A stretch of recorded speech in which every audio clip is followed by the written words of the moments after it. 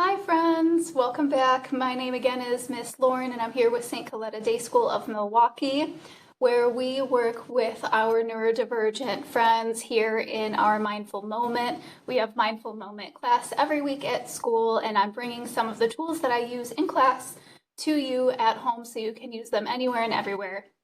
Today we're doing another type of noodle doodle. So this is another type of art, and I am just going to use the piece of paper that I offcut from the last noodle doodle that we did and a Sharpie. And that's like the basis of the whole thing. That's really what you need for this kind of brain balancing art. This one can take a range of time, whereas the one we did where we were doing two crayons at the same time, that one can be done in just a minute or two.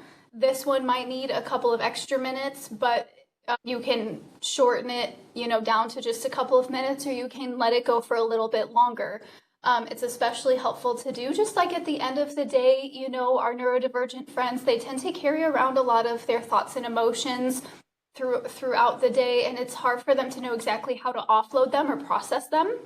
It's hard for them to necessarily know how to deal just not with only the thoughts and emotions, but with the sensations in the body, right? And so this is a type of art that's really good for just helping them kind of process through that, either right when it's happening or maybe in between activities or at the end of the day before bedtime. I find for me especially, even as a neurotypical friend, that I love doing this later in the evening. Maybe I've just got some music or like a TV show on in the background, something I don't really need to watch necessarily, but just something that, kind of is like it's going on in the background. And then I'm just doing my little noodle doodle, and it just helps me kind of like process things from the day. So we're gonna do it together.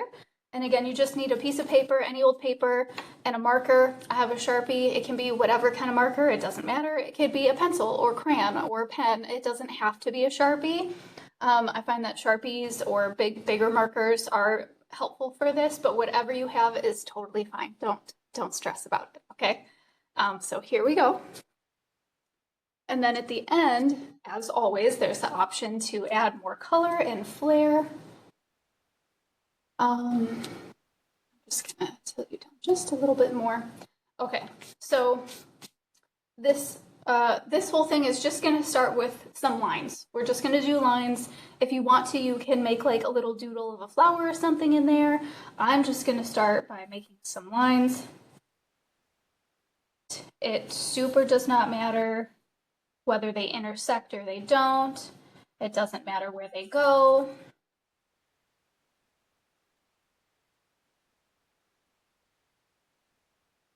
It doesn't matter if they're straight.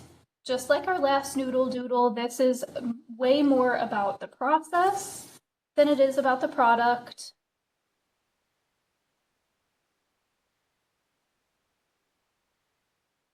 And that's all the lines I'm going to make for now. So really easy, right? Okay, so now that we have all of our lines, you can do more or less. You can make shapes in there if you want. It doesn't matter, but just to keep it simple, this is what we're going with. So now what we're going to do is we're going to go in wherever two lines touch, and we're going to round them off one at a time. So I'm going to go right here first, and I'm going to grab part of that line and then scoop around and then color that in. So now it's a rounded corner. And then I'll go to the next one over here. Scoop. That one was not very even at all. That's okay. It doesn't matter. And the third one in this triangle shape right here, and color it in.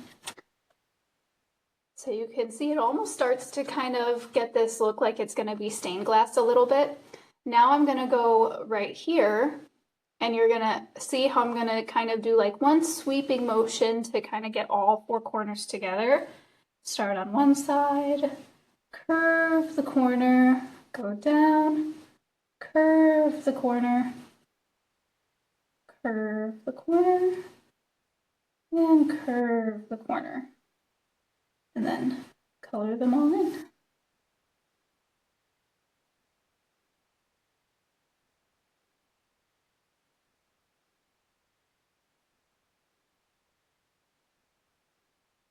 we go. And so this is really the whole deal right here. This is the part of the project that is so balancing to the brain and the body. It helps reconnect the right and left hemispheres of the brain. So when I say brain balance, I guess I mean that pretty literally, huh?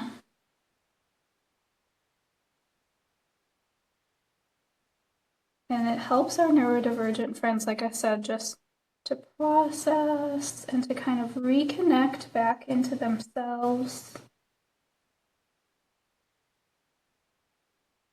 If you have an opportunity to sit down and do this together as a family, it can also be a great tool for opening up some maybe perhaps vulnerable conversations about what's going on in life, maybe what's really bothering somebody, what's been on their mind that they haven't been saying.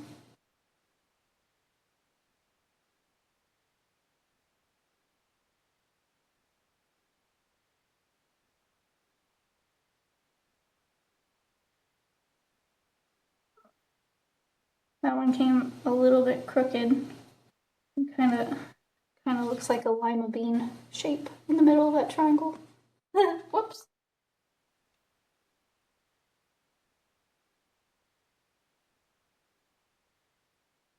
And I tell you something, one of the most profound things that I have found with our friends at St. Coletta Day School of Milwaukee is just being that person that's like, whoops.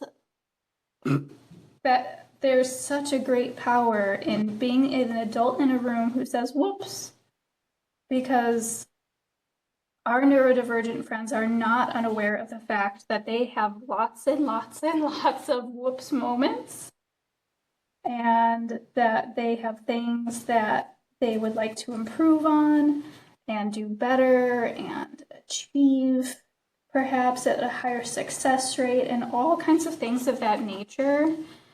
And to be the adult that just says, whoops, it just instantly makes you human. And then they go, oh, I'm not the only one that has oops moments. And guess what? That makes them feel super, super safe with you. And that is how we start to bridge our gaps in communication with our neurodivergent friends, by making them feel safe and letting them know that we are just as much a human as they are. So, I obviously didn't finish. Again, like I said, you can just do a few of these and it works wonders. You can do the whole page. You can do a doodle and like make it a whole. And this, by the way, is like, it's not a very big piece of paper. As you can tell, it's literally an offcut from a different piece of paper I had. But if you want to, just because the first few times I did this, I thought, wow, this really kind of looks like stained glass. It's really cool. And so then I really wanted it to be stained glass after that.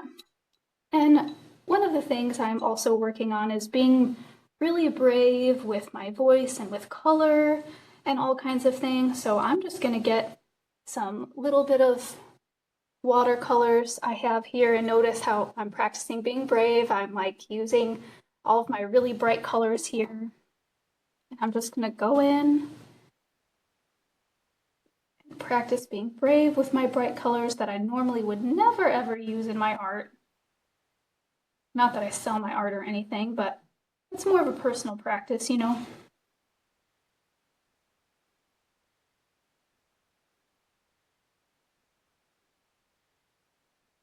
And this just adds another layer of something you can do.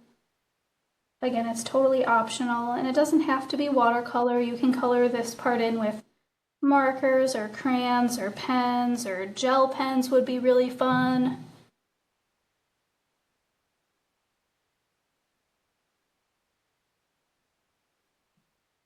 We could even do a little like wet on wet technique if you're into the watercolor thing, where you just get a section totally wet first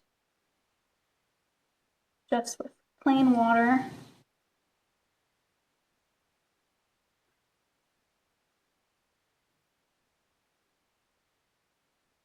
And then go in with a color. Maybe I'll get some of my blue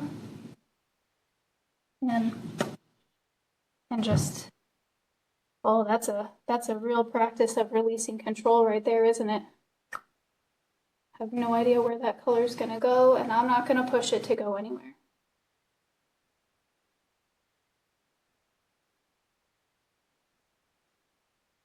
I'm just gonna let it move around however it wants to. Just kind of see what it does. And that's all totally extra, but that, doing the lines and making the corners, that's the whole thing. So you can do as much or as little as you want, grab yourself a smoothie and enjoy. Thanks for sharing.